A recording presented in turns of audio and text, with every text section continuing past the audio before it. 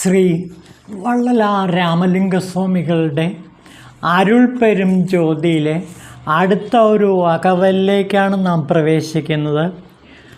തുരീയവും കടന്ത സുഖപൂരണം തരും അരിയ ചിറ്റമ്പലത്ത് അരുൾപ്പെരും ജ്യോതി.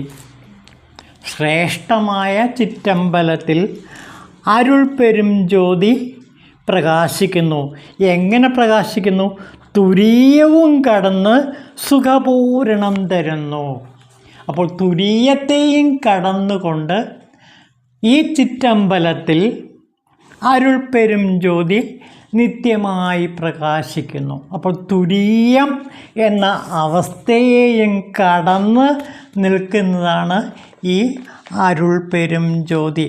അപ്പോൾ ഇത് മനസ്സിലാക്കണമെങ്കിൽ നമ്മൾ ചില ഉപനിഷത്തുകൾ കൂടി നോക്കേണ്ടിയിരിക്കുന്നു. ശാരീരികോപനിഷത്ത് എന്ന് പറഞ്ഞൊരു ഉപനിഷത്തുണ്ട്.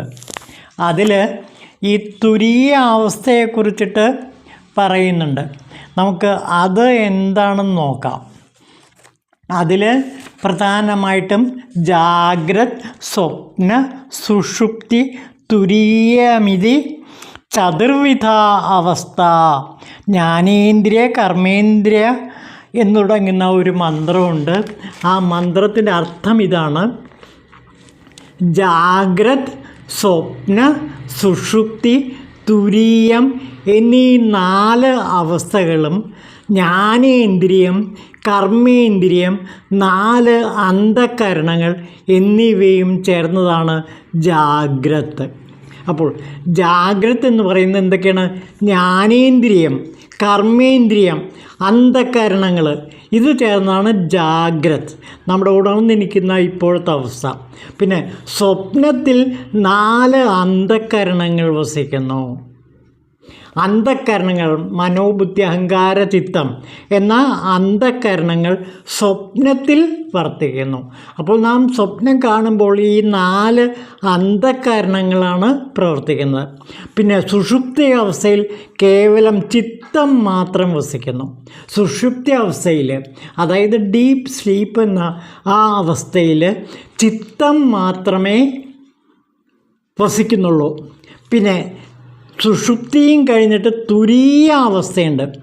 തുരീയത്തിൽ ജീവൻ മാത്രമേ ഉണ്ടായിരിക്കുകയുള്ളൂ. അപ്പോൾ ഇവിടെ തുരീയവും കടന്ന അവസ്ഥയാണ്. അപ്പോൾ ജീവനും കടന്ന അവസ്ഥയാണ്. തുരീയത്തിൽ ജീവൻ മാത്രമേ ഉണ്ടായിരിക്കുകയുള്ളൂ. ആ ജീവനെയും കടന്ന് തുരീയാതീതമായൊരു തലത്തിലേക്ക് എത്തുന്നതാണ് അരുൾപ്പെരും ജ്യോതി. കണ്ടോ ഇവിടെ പറയുന്നത്?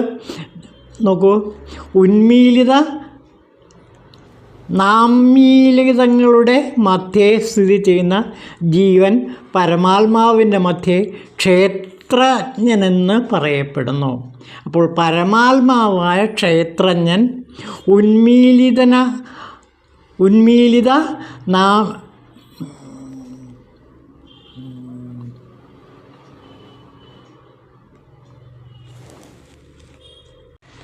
ഉന്മീലിത നാമീലിതങ്ങളുടെ മധ്യേ സ്ഥിതി ചെയ്യുന്ന ജീവൻ പരമാത്മാവിൻ്റെ മധ്യേ ക്ഷേത്രജ്ഞനെന്ന് പറയപ്പെടുന്നു. അപ്പോൾ പരമാത്മാവിൻ്റെ മധ്യത്തിൽ ജീവൻ കുടികൊള്ളുന്നു. ആ അവസ്ഥയെയാണ് ഇവിടെ തുരീയം എന്ന് പറയുന്നത്. അപ്പോൾ തുരീയത്തിൽ ജീവൻ മാത്രമേ ഉണ്ടാവുള്ളൂ. ആ അവസ്ഥയാണ് തുരീയ അവസ്ഥ. അതായത് ഏറ്റവും ഉന്നതമായ ആ പരാവസ്ഥ. ആ പരാവസ്ഥയെയും കടന്നിട്ട് വേണം പരാതീതമായ, അതായത് തുരീയാതീതമായ തലത്തിലേക്ക് കടക്കാൻ. ആ തുരീയാതീത തലമാകുന്ന ചിദാകാശത്തിലാണ് ഇവിടെ അരുൾപ്പെരും ജ്യോതി പ്രകാശിച്ചു കൊണ്ടിരിക്കുന്നത്. അപ്പോൾ പറയുന്നത് ജാഗ്രത്, സ്വപ്ന, സുഷുപ്തി തലങ്ങൾക്കും അപ്പുറമുള്ള ജീവൻ മാത്രം കുടികൊള്ളുന്ന തുരീയത്തിനും അപ്പുറത്തുള്ള ആ ചിദാകാശത്തിലാണ് അരുൾപ്പെരും ജ്യോതി വികസിച്ചു കൊണ്ടിരിക്കുന്നത്. അതിലെ തുരീയത്തിന് തന്നെ 4 വിധം അവസ്ഥകളുണ്ടെന്നുണ്ട്. ജീവതുരീയം, അതാണ് നമ്മൾ തുരീയത്തിൽ ജീവൻ കുടികൊള്ളുന്നതായിട്ട് കണ്ടതായിട്ട്.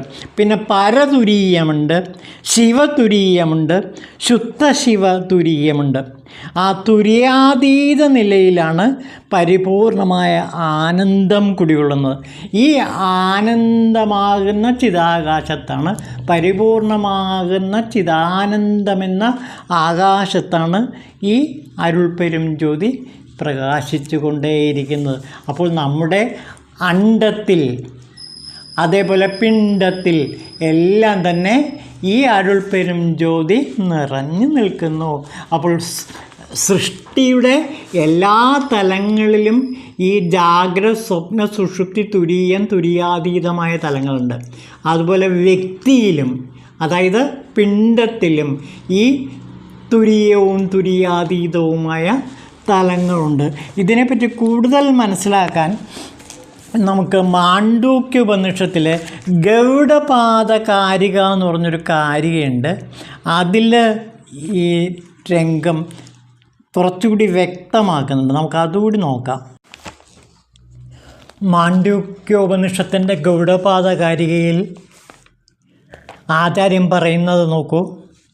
തീക്കൊള്ളി നിശ്ചലമായിത്തീരുമ്പോൾ എപ്രകാരം തീചക്രമോ അതിൻ്റെ ഭാവങ്ങളോ കാണപ്പെടുന്നില്ലയോ, അല്ലെങ്കിൽ യാതൊരുവിധ ആഭാസങ്ങളും സ്ഫുരിക്കുന്നില്ലയോ, അതേപോലെ അവിദ്യാവികാരമടങ്ങി വിജ്ഞാനം സ്പന്ദരഹിതമായിത്തീരുമ്പോൾ എല്ലാ ആഭാസഭാവങ്ങളും അടങ്ങി സ്വാഭാവികമായ അലാദിഭാവേന കേവല അദ്വൈതമായി പ്രകാശിക്കുന്നു.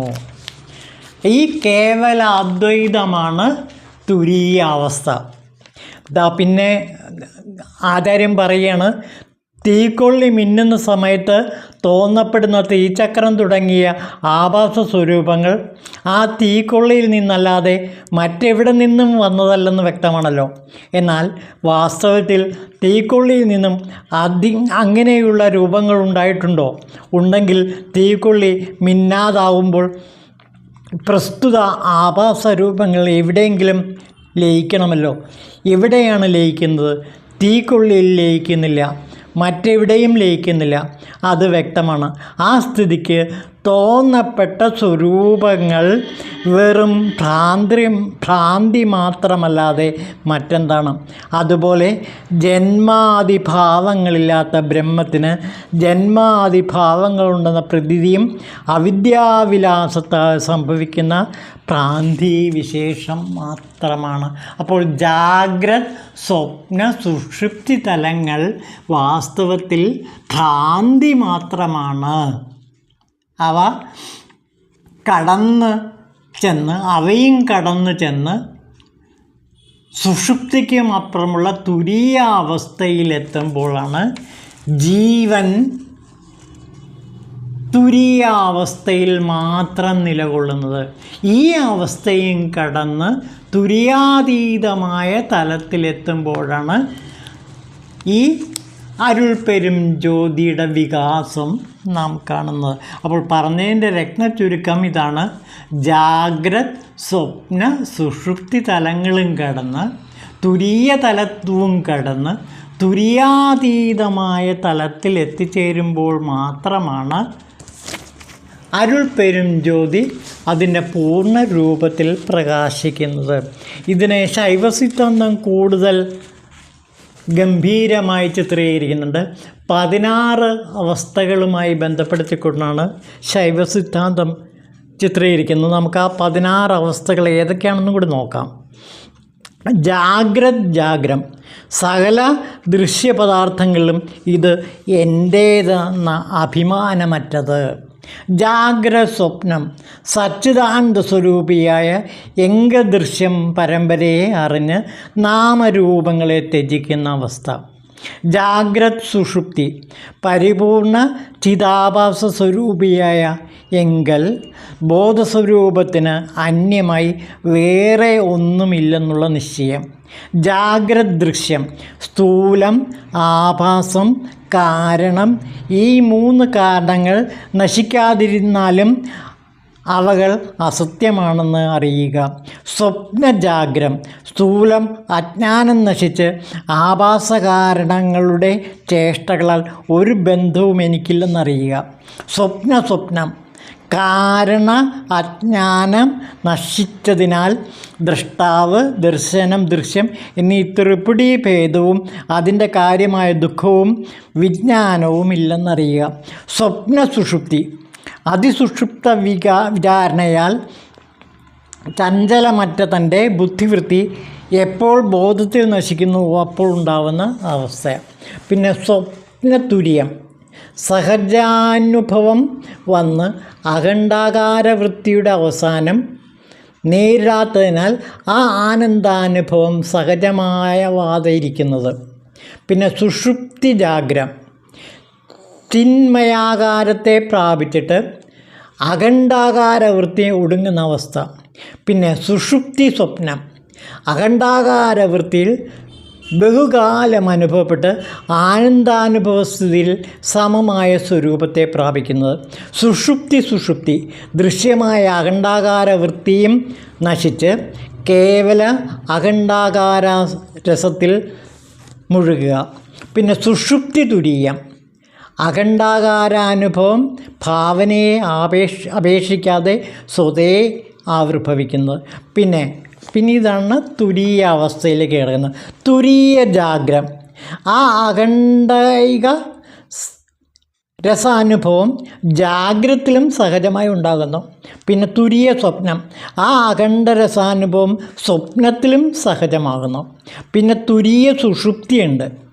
ആ അഖണ്ഡാകാര രസത്തിൻ്റെ ആവിർഭാവം സുഷുപ്തിയിലും സഹജമാകുന്നത്.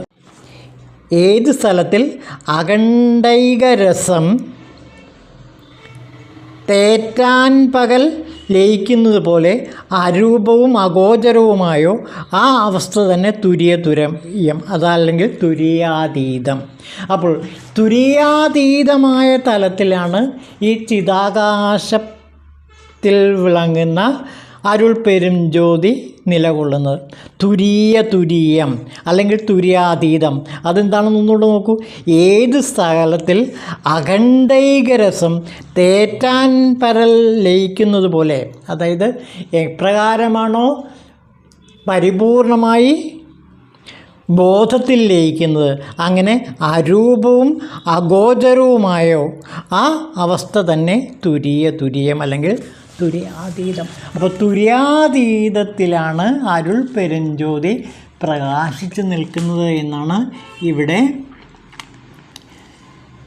വള്ളലാർ സ്വാമികൾ നമ്മളോട് പറയുന്നത്.